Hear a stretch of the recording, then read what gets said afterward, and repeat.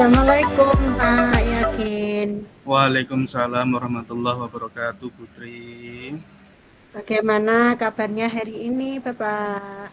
Alhamdulillah, Putri, sehat walafiat, tapi ada sedikit masalah, bukan sedikit ada sedikit yang ingin saya bicarakan sama Putri gitu. Baik, ada apa ya, Pak ya? Ya, jadi begini Bu, sebelumnya terima kasih atas waktunya. Saya ingin coaching dengan Ibu selama nanti insya Allah 15 menitan ya Bu. Terima kasih waktunya. Dan untuk masalah yang akan saya coachingkan hari ini itu terkait tentang adanya siswa saya, terutama di kelas 4, di fase B itu ada beberapa anak yang mempunyai atau kurang mempunyai keahlian dalam membaca Al-Quran. Jadi belum bisa membaca Al-Quran penuh, walaupun dia sudah tahu huruf hijaiyahnya, tapi tidak bisa membacanya. Begitu, Bu.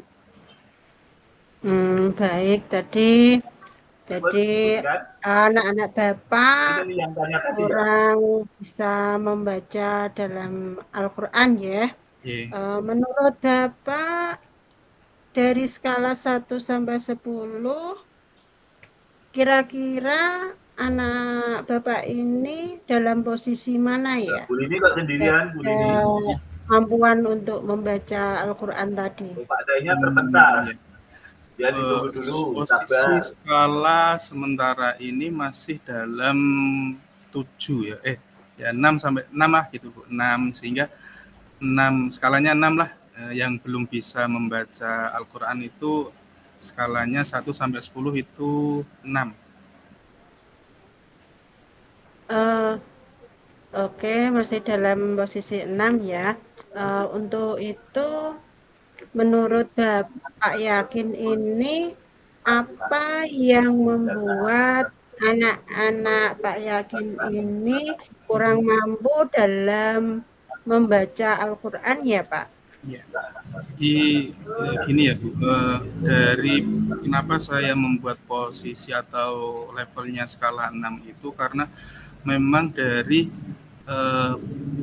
anak tersebut, siswa tersebut itu satu memang di rumah atau di lingkungannya memang tidak mengaji atau tidak ditambah lagi pengetahuan membaca Al-Qur'annya itu di lingkungannya.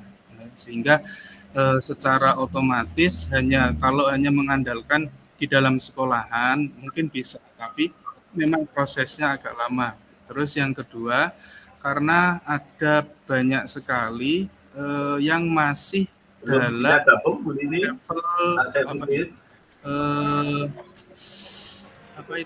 ikroknya masih jilid rendah gitu Bu. Ada masih jilid 3, jilid 2, bahkan masih ada yang jilid 1 juga ada. Sehingga secara otomatis itu dalam membaca Al-Quran itu masih kurang menguasainya. Ya, jadi itu permasalahannya Bu. Jadi masih kurang membaca atau di rumahnya itu tidak diimbangi dengan belajar atau ngaji. Terus yang kedua memang kalau sudah ngaji tapi masih di level ikroknya masih di level 3 atau 2 atau bahkan masih ada yang 1 begitu. Begitu ya Pak? Ya. Kalau menurut Bapak, apakah Bapak melihat ada pola dalam kesulitannya, misalnya pada mungkin huruf-huruf tertentu atau saat membaca tajwidnya atau bagaimana Pak? Ya, jadi secara keseluruhan huruf hijaiyahnya tahu ya. Secara keseluruhan itu tahu anak-anak. Cuma membacanya itu, membaca harokatnya, harokat fathah, kasroh, terus ada sukunnya itu kalau harokatnya mungkin tahu, anak-anak ada yang tahu. Cuma kalau sudah masuk di bab atau materi itu sangat sulit karena di kelas 4 ini materinya sudah bukan surat-surat pendek lagi, tapi memang potongan-potongan ayat, potongan-potongan hadis itu di dalam Al-Qur'an, sehingga anak yang tadi kurang menguasai, hanya masih di jilid 2 atau jilid 3, sehingga membacanya itu tidak bisa secara penuh. Ya, walaupun ada murid saya di kelas 4 ada yang sudah bisa membaca Al-Qur'an, itu ada, tetapi secara keseluruhan itu tadi saya katakan skalanya masih di posisi 6 atau 7 lah mungkin itu. Kalau begitu, apakah ada faktor lain yang mungkin berkontribusi pada tantangan itu, Pak? Ya. Atau mungkin Bapak bisa menjelaskan apa faktor-faktor yang menyebabkan anak itu kesulitan dalam membaca Al-Qur'an tadi? Ya, faktor-faktornya kurang lebih sama yang di salah satunya itu satu, masih minimnya dia mengikuti kajian di rumahnya atau ikut ngaji. Kalau di kampung-kampung kan setiap habis isya habis asar itu ada sekolah madrasah atau TPQ atau batu marib itu ada ngaji di masjid atau di musola. Nah, itu ada anak yang posisinya memang tidak pernah ikut. Nah, ada anak yang ikut tapi masih dalam level rendah tadi, masih di jilid 1, jilid 2, jilid 3. Sehingga secara keseluruhan di dalam materi pendidikan agama Islam yang saya ampu di kelas 4 ini kan banyak materi yang panjang, materi yang sangat hurufnya itu kalimatnya atau ayatnya memang di dalam Al-Qur'an, bukan surat-surat pendek yang sering anak-anak dengar. Faktornya itu. Kalau begitu, biasanya Pak Yakin ini memakai sumber belajar apa supaya anak itu bisa membaca Al-Qur'an? Ya, untuk menanggulanginya, cara saya di dalam kelas itu yang pertama memang anak yang belum bisa membaca Al-Qur'annya atau membaca ayat di dalam Al-Qur'an itu, saya suruh menulis Arabnya.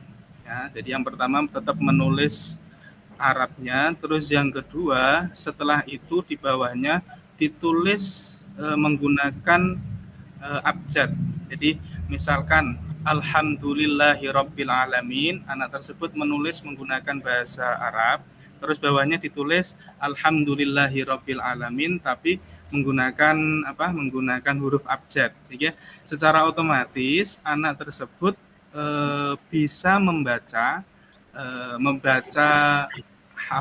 Arabnya tapi lewat membaca abjadnya, sehingga itu yang pertama saya lakukan untuk agar anak tetap bisa membaca Al-Qur'annya, karena nanti di tuntutannya itu kan bisa membaca, bisa menulis, kadang malah sampai level bisa menghafalkan potongan dari ayat tersebut begitu.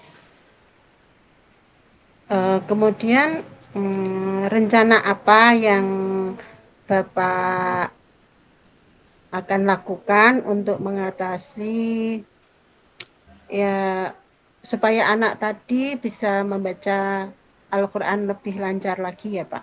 Ya.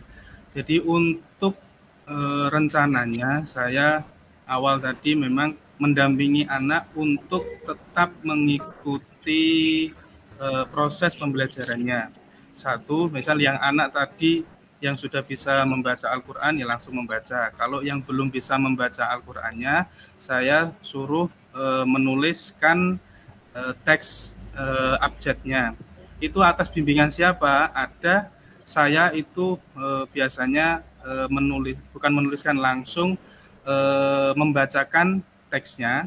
Nah, awal saya membacakan Arabnya, terus nanti kan secara otomatis anak itu tahu bacaannya. Kalau belum bisa lagi, nanti biasanya berkelompok, ya, karena di kelas itu ada kelompok. Nanti yang belum bisa menuliskan atau bacaannya, nanti bisa lewat teman-temannya yang sudah bisa, sehingga nanti di dalam kelompoknya itu saya berpikir anak yang belum bisa akan tetap bisa mengikuti pembelajaran walaupun dia belum bisa membaca Arabnya, tapi sudah ditranslate ke abjadnya, begitu. Selain itu Pak, mungkin ada lagi untuk Ya, selain mungkin mengelompokkan, terus tadi huruf Latinnya ya abjadnya tadi, apa ada metode lain untuk anak supaya bisa lagi untuk membaca Al-Quran tadi Pak? ya, terima. Untuk mungkin bisa gini Bu, setiap anak mungkin di rumahnya itu mempunyai yang namanya juz amma, ya, mempunyai juz amma, atau kalau Al-Quran pasti punya, insya Allah punya. Kalau juz amma yang ada terjemahnya, ada translitasinya, itu kan hanya di juz 30. Nah, setidaknya itu membantu mereka nanti dalam membaca Al-Quran. Nah, terus kan ini materinya berbeda. Nah, jadi tadi yang pertama tetap kalau saya itu anak kalau sudah menuliskan dengan bacaan dengan huruf abjad, insya Allah dia bisa membaca. Terus strategi yang kedua itu bisa dengan dia membawa juz amanya, juz ama yang terbitan Toha Putra atau Semarang itu kan ada huruf Arab, terus bawahnya translitasinya, terus bawahnya baru terjemahannya. Jadi secara otomatis nanti anak berlatih membaca Al-Qur'annya lewat juz amanya gitu. Bagus sekali rencana Pak Yakin, mudah-mudahan berhasil ya Pak. Terus Ya, apa komitmen Pak Yakin untuk masalah ini ya Pak? ya, komitmen saya untuk anak-anak di SD itu tetap bisa membaca Al-Qur'an, itu memang memang harus dukungan dari orang tua di lingkungannya, memang harus anak itu tetap membaca Al-Qur'an. Jadi di lingkungan tetap mendukung. Terus yang kedua, mulai dari SD, mulai dari kelas 1 memang seharusnya ya Bu, seharusnya itu ada tambahan ekstra PTG ya di sekolahan itu baca tulis Al-Qur'an, sehingga nanti setiap anak akan bisa membaca Al-Qur'an nanti, baik di sekolahan negerinya, di SD-nya dia juga dilatih, nanti di rumah juga dia berlatih, sehingga dua-duanya ini bisa sinkron antara di lingkungannya dan di sekolahannya. Kalau saya berarti bertanggung jawab di sekolahan, saya berusaha dengan sepenuh hati, sepenuh kekuatan untuk anak itu tetap bisa membaca Al-Quran dengan berbagai cara atau dengan berbagai media yang akan digunakan oleh siswa. Iya Pak, betul. Saya kira juga memang seperti itu Pak ya. Yeah. Semoga apa yang kita bicarakan di sini bisa menjadi baik lagi. Untuk itu Ya, Bu. terima kasih ya Pak. Ya, terima kasih Bu. Nanti insya Allah setelah ini, setelah saya melakukan komitmen, nanti saya akan menjadwalkan untuk bertemu kembali ya Bu, untuk tindak lanjut saya, bagaimana tindak lanjut saya dalam merespon permasalahan dari anak yang belum bisa membaca. Begitu ya Bu. Siap ya Bu? Oh siap Pak Yakin. Makasih Pasti. Bu. Ya, Oke. terima kasih Bu. Oke.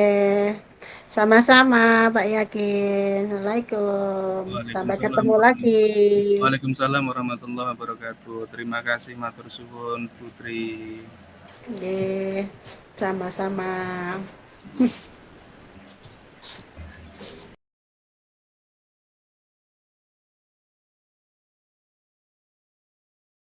Assalamualaikum warahmatullahi wabarakatuh. Waalaikumsalam warahmatullahi wabarakatuh. Bagaimana kabarnya Putri? Alhamdulillah Pak. Baik. Hari ini ya alhamdulillah ya baik, tapi ya ada sedikit Sedikit apa, gimana Bu? ya Pak ya? Ada sedikit masalah yang membuat saya apa cemas juga sih Pak. Cemas kenapa, Bu? Bisa diungkapkan kembali atau bisa diceritakan? Baik Bapak, karena kita kemarin sudah berjanji untuk berbincang-bincang ya Pak, saya minta waktu Apa? sebentar Nggak ya apa-apa. paling kurang lebih ya 15 menit. Nggak Ya. apa-apa. Jadi gini, Sudah, jadi dua-duanya gini sudah. ya Pak, Pak Fahmi. akhir-akhir ini Bu saya Leni juga itu sudah. merasa bahwa murid-murid di kelas saya Kalau itu sudah, bisa dilanjut kurang mengisi antusias sih Pak dalam mengikuti teksi. pembelajaran Apa dari sebenarnya? saya, sehingga pembelajaran kurang efektif. Mungkin apa kalau saya perhatikan sih anak-anak di kelas saya itu untuk mengikuti pembelajaran saya, maksudnya ada yang melamun, ada yang berbicara dengan temannya, mungkin bermain-main dengan barang-barang yang ada di mejanya. Jadi saat saya mencoba menarik perhatian mereka, responnya itu tidak terlalu positif sih. Mereka tampak tidak tertarik dengan apa yang saya jelaskan. Mungkin apa kalau dulu sih kalau pertama kali mereka antusias sekali, mungkin apa karena saya guru baru di situ gitu ya, Pak ya. Ya, jadi yang Putri rasakan itu mungkin karena guru baru juga, yaitu anak kurang apa tadi kurang antusias, banyak melamun sehingga bermain sendiri, jadi asik sendiri begitu ya, tidak memperhatikan Putri ya. Nah, Nggih. mungkin bisa apa ya disebutkan level berapa ya mungkin anak itu tidak bisa ikut suasana kita dalam pembelajaran. Ya, kalau saya memberi sih mungkin di skala 6 ya Pak, karena mereka antusiasme mereka itu sangat berkurang dan saya merasa itu sangat mempengaruhi efektivitas pembelajaran yang kita lakukan gitu Pak. Di level 6 ya, di level 6. Nggih. Terus kira-kira ya Bu, penyebabnya kenapa ya Bu? Kenapa anak itu kurang antusias mengikuti pembelajaran sama Putri begitu? Ya, mereka tampak tampak enggan untuk berpartisipasi, sering menunda pekerjaan atau memberikan jawaban yang sangat singkat seperti tidak ingin terlibat. Bahkan ketika saya memberikan pertanyaan, hanya beberapa murid yang menjawab, sementara yang lain hanya diam, terus mengalihkan perhatian. Mungkin itu juga yang disebabkan karena mungkin pembelajaran saya yang membosankan kali ya Pak, selalu Ya, monoton kalau saya selalu dominan untuk berbicara. Kan kalau di kelas 6 itu eh, banyak sekali materi ya Pak ya, ya. yang harus saya sampaikan itu hanya satu arah lah dalam menyampaikan itu hanya ada komunikasi satu arah gitu Pak. Ya. Berarti ini terkait nanti cara mengajarnya ya. Jadi sehingga untuk menanggulangi tadi biar tidak bosan, anak tidak bosan, tidak bermain sendiri, tetap memperhatikan Putri dalam mengajar, terutama di kelas 6 karena materi sangat banyak. Kita dituntut untuk apa? Dituntut untuk menyelesaikannya. Eh, Terus apa cara Putri untuk menyelesaikan masalah tersebut atau menanggulangi masalah tersebut? Ya kalau saya pikir dengan supaya anak-anak tadi bisa antusias, merasa tidak bosan saat Ya. pembelajaran, Mungkin saya akan menambahkan suatu ice breaking supaya mereka lebih menarik perhatian mereka, atau dengan permainan lainnya supaya pembelajaran itu lebih menyenangkan dan lebih menarik lagi ya Pak. Ya, bagus Bu ya. Dengan ice breaking, dengan bermain sambil belajar atau belajar sambil bermain lah istilahnya atau apa itu, Yeah. memang nanti anak juga akan merespon ya Bu, merespon apa yang kita sampaikan. Jadi dengan dengan ice breaking itu salah satunya bisa meningkatkan menghilangkan kebosanan ya. Terus Ya, ada lagi enggak Bu, selain dari misal dari ice breaking-nya, cara lain mungkin untuk menanggulangi selain ditambah ice breaking? supaya lebih menarik mungkin saya bisa menggunakan sumber belajar Ya. yang mungkin bisa dari video Hmm. atau dengan menggunakan proyektor ya Pak. Wah, ya, ya, Atau ya. untuk saat ini mungkin anak-anak itu kalau di zaman sekarang itu mereka tertarik pada ini Pak, TikTok-nya. Mungkin bisa dengan pembelajaran dengan menggunakan gaya pembelajaran yang tren itu mungkin bisa kali ya Pak. Atau bisa juga untuk menggunakan aplikasi yang internet, misalnya gitu ya Pak, untuk menarik perhatian mereka supaya mereka juga tidak bosan, tidak ngantuk. Mungkin juga kalau di itu dinyalakan atau di setelkan musik atau dengan apa media interaktif itu loh Pak, mungkin Ya. mereka lebih tertarik dan menantang kali ya Pak ya. Ya, jadi Putri tadi sudah sangat banyak sekali media yang bisa digunakan untuk menghilangkan kebosanan anak di dalam kelas. Ada tadi video, membuat dengan berbagai tayangan di dalam video, ada di internet, apapun tugasnya. Jadi nanti sumbernya itu sangat melimpah sekali. Berarti nanti Putri tinggal menentukan bagaimana atau apa yang sesuai begitu ya Bu. Terus nah terkait itu berarti kan harus ada rencananya Bu. Nah, rencana untuk membuat anak itu tidak bosan dalam pembelajaran.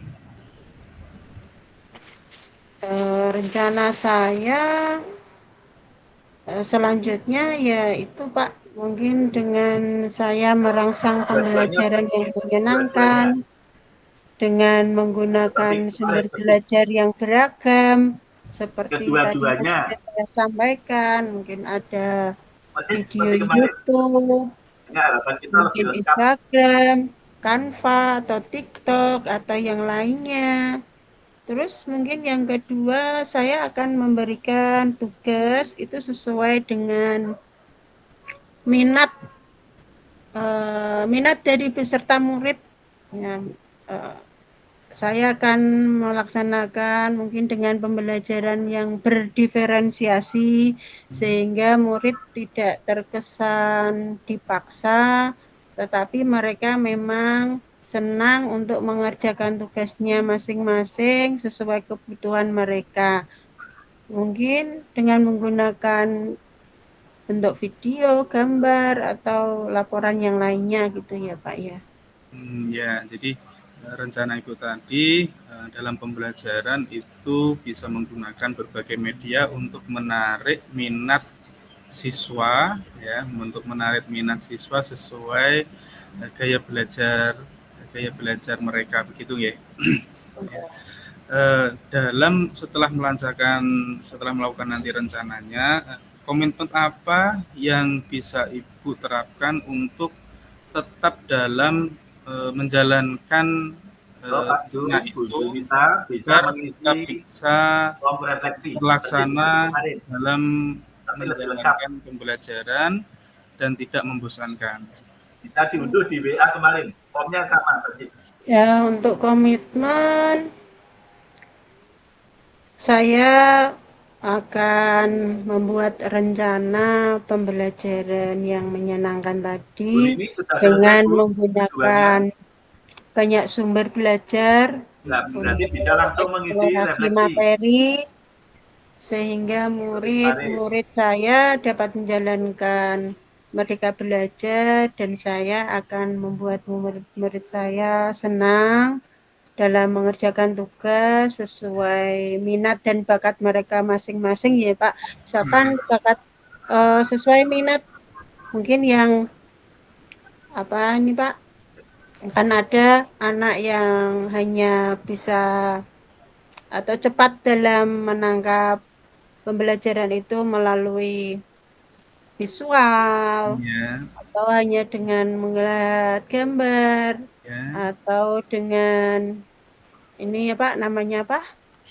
Eee, dengan melihat video, ya, dengan kinestetik ya seperti itu ya Pak, ya. sesuai kebutuhan mereka, sesuai kebutuhan murid-murid lah. Ya, ya Putri, sangat bagus. Perlu ditindaklanjuti. Semoga nanti bisa berhasil dalam perencanaannya dan komitmennya. Begitu ya Putri. Ya Pak. Hmm. Terima kasih ya Pak atas waktunya. Kali ini Pak Yakin sudah menyalakan waktu ya, berkesempatan untuk mendengarkan keluh kesah saya. Ya, Saya sangat senang, sangat lega sekali apa yang saya ini Pak ya, saya apa, apa? ganjalkan ya, ya saya ada yang ganjal di hati, bisa berbincang-bincang dengan Bapak, alhamdulillah bisa plong. Nah, untuk itu saya mohon untuk nanti, minggu depan Ya, kalau saya ini kita bisa ada masalah lagi, saya bisa eee, berbincang-bincang dengan Bapak ya, Pak, ya. ya siap Bu. Kalau seperti itu, insya Allah saya siap menerima keluh kesah curhatan dari Bu Tri. Ya, jadi terima kasih. Saya juga terima kasih mau menjadi teman curhatnya dari Putri, diikut menjadi teman curhatnya Putri. Saya juga berterima kasih. Cukup itu ya Bu. Ya, Bapak. Ya, terima kasih. Kurang lebihnya saya juga mohon maaf. Assalamualaikum warahmatullahi wabarakatuh. Waalaikumsalam warahmatullahi wabarakatuh. Hmm.